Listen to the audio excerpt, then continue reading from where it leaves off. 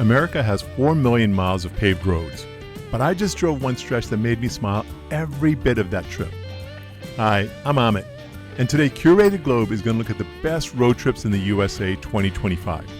The drives that transform you from someone going somewhere into someone being in the moment somewhere. We're talking 8 routes that cover everything from I need to move here coastlines to did America really look like this the whole time desert highways. Some you've heard of, some you haven't, and at least one that'll make you text your boss about needing more vacation days. Let's get the obvious one out first, Pacific Coast Highway, or PCH from San Francisco to LA, or as I call it, America's most beautiful connector between major cities. The thing about PCH is too many people do it wrong. They rush. San Francisco to LA in a day? That's criminal if you're on PCH. This needs 3 days minimum, because you're going to stop every 12 seconds to take the same photo everyone else has taken, and that's fine, we all do it. We're all basic at Big Sur. Bixby Bridge appears and suddenly you get why people write songs about roads.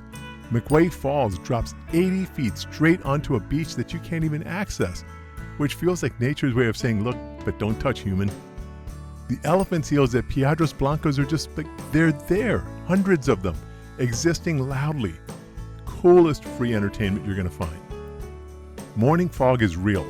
Sometimes you can't see the ocean that's definitely there. September and October, the weather behaves, the tourists thin out, and the light does this thing where everything looks like a California tourism board conspiracy. Also, your car's GPS will lose its mind around Big Sur. That's normal. The road knows where it's going. Just trust it. Going to the Sun Road in Glacier National Park. It's 50 miles of Montana showing off so hard it's embarrassing for other states. This road is seasonal drama.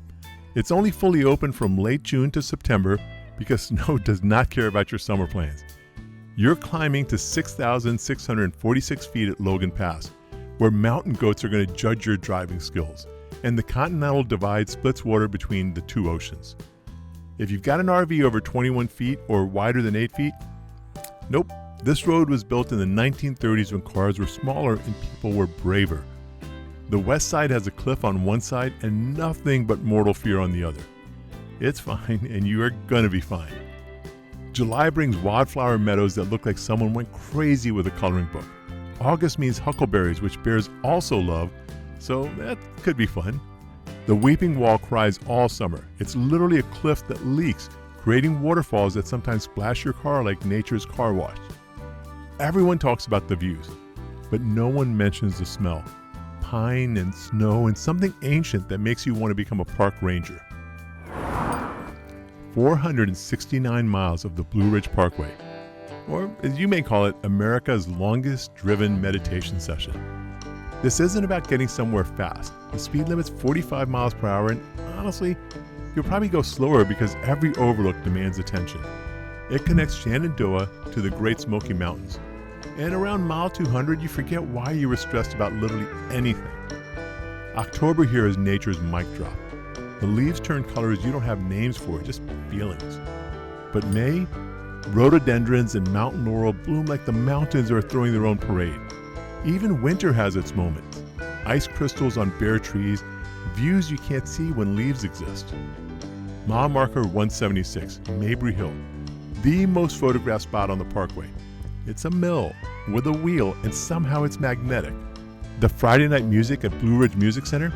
It's old-timers playing banjos like they're channeling something from the mountain itself. The parkway does this thing where time becomes negotiable.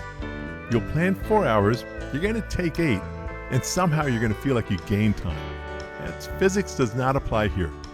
And by the way, neither does cell service, which is either terrifying or liberating depending on your email situation. Route 66 really isn't a road anymore. It's more like America's longest museum that you can drive through. Chicago to Santa Monica, 2,448 miles of you saying, what if we just kept going west? The thing is, you're not following one road. Route 66 got chopped up, renamed, and forgotten in some places. You're on I-40 sometimes, old alignment other times, and occasionally you're just lost in some town wondering if this is still the mother road or just a road. Cadillac Ranch in Amarillo. 10 Cadillacs buried nose first in the desert. Bring spray paint. It's expected. The Wigwam Motel in Holbrook, Arizona, where you'd sleep in concrete teepees because cultural sensitivity wasn't a thing back in the 1950s. But the sunset views there are real. Every state has its own Route 66 personality. Illinois is all Lincoln sites and corn. Missouri has caves. Oklahoma has more original alignment than anyone else and most shut up about it. New Mexico goes full mystical, turquoise and adobe and altitude. Arizona brings the desert drama. California says you made it with a beach. Half the fun is what's dead. Abandoned motels being reclaimed by the deserts. Signs for businesses that haven't existed since the 1960s. It's American ruins, but cheerful about it. You're driving through the ghost of the American dream and somehow it's still dreaming. The Natchez Trace Parkway, 444 miles of what if a road was also a time machine? This was a Native American trail, then a post road. Now it's a parkway with no commercial traffic, no billboards, no anything except trees and history. Nashville to Natchez, or reverse it really doesn't matter. Time moves differently here anyway. You're driving over Native American burial grounds from 2,000 years ago, through cypress swamps that look like where movies go to get spooky, past Civil War battlefields where you can still feel something heavy in the air. Mile 266. Meriwether Lewis died here. Maybe murdered, maybe suicide, but definitely mysterious. The natural bridge at mile 438 existed before humans decided bridges were necessary. Fall Creek Falls at miles 391.5 requires a short hike, and you'll have it to yourself because everyone else is in a hurry to get somewhere. The speed limit's 50, but you're going to go slower because rushing feels disrespectful. The fact that people walk this for thousands of years and you're complaining about no cell service, that might recalibrate you. Route 12 in Utah, 124 miles of Mars pretending to be America. Or maybe it's America pretending to be Mars. Either way, it's wrong in the best way. Between Boulder and Escalante, there's a section called the Hogback. It's a ridge which drops on both sides and no guardrails because apparently Utah believes in natural selection. You're driving on top of the world if the world was designed by someone who really loved red rocks and drama. You're connecting Capitol Reef to Bryce Canyon through Grand Staircase Escalante, which sounds made up but isn't. Every mile looks like a different planet. White rocks, red rocks, pink rocks. It's like Earth's geology had a party and forgot to clean up. Boulder, Utah, population 200 something, has a restaurant, Hell's Backbone Grill, that would be booked solid in New York City. Because even in the middle of nowhere, farm to table finds a way. The night sky here is violent with stars, so many that it looks fake, like someone went overboard with the sparkle filter. This road makes you understand why people believe in aliens. If they landed here, we'd never know. It already looks like another planet. Your camera is going to have a tough time trying to capture it. The Overseas Highway, 113 miles from mainland Florida to Key West, or as I call it, America's most beautiful escape route. You're not really driving, you're island hopping with a car.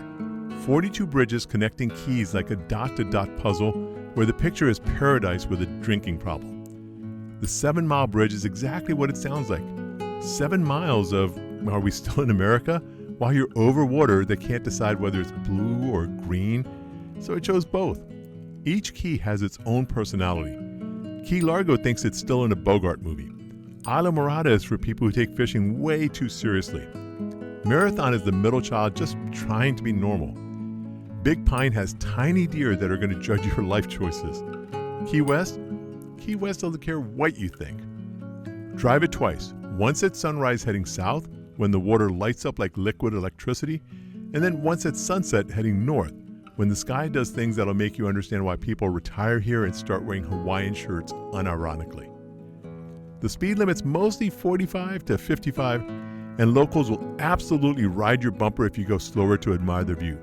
They've seen it, they're over it, now they want you to move.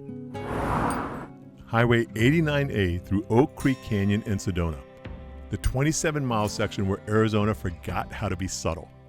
From Flagstaff, where you drop 2,000 feet through ponderosa pines into Red Rock country, And somewhere in those switchbacks, your brain just breaks a little. The rocks are red, like offensively red, unnecessarily red. It's excessive and perfect. Sedona believes in vortexes, energy spots where the Earth does something special. I don't know if they're real, but standing at Airport Mesa watching sunset, feeling feelings I don't have words for, something's happening. I mean, maybe it's vortexes, maybe it's just Arizona showing off. The rocks change color all day. Orange at sunrise, deep red at noon, purple at sunset. It's like nature's screensaver, but you're driving through it. March brings Arizona poppies that make the red rocks look like they're on fire. October adds actual gold leaves because apparently red wasn't enough. Every corner has a pullout because every corner needs one. You'll take like 400 photos of the same rock from slightly different angles. Your friends are going to hate your Instagram, but you really aren't going to care. But here's the moment that ruins you for normal drives forever. Desert View Drive at the Grand Canyon, sunrise, when the canyon isn't even a canyon yet. It's just shadows and mystery. Then the sun hits the rim and layer by layer, 2 billion years of Earth's diary gets revealed in pink and gold and purple.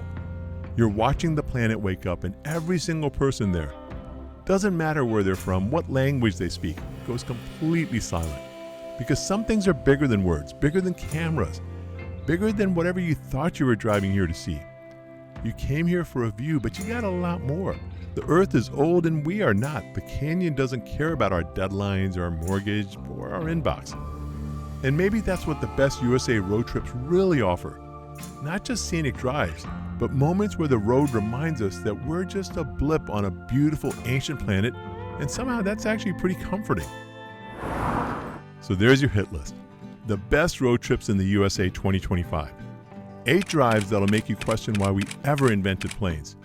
PCH for the dreamers, Going to the Sun for the brave, Blue Ridge for the poets, Route 66 for the nostalgic, Natchez Trace for the contemplative, Utah 12 for the aliens, Overseas Highway for the escapists, and Sedona for the believers. Which road is calling your name? Are you a mountain person or a desert person? Or, I'll drive anywhere that's not here person. Drop it in the comments. Hit that like button and subscribe because we're constantly finding new reasons to put miles on rental cars. And if you need the actual details, head to curatedglobe.com. We've got complete travel guides in ebook and paperback. Happy trails and peace out.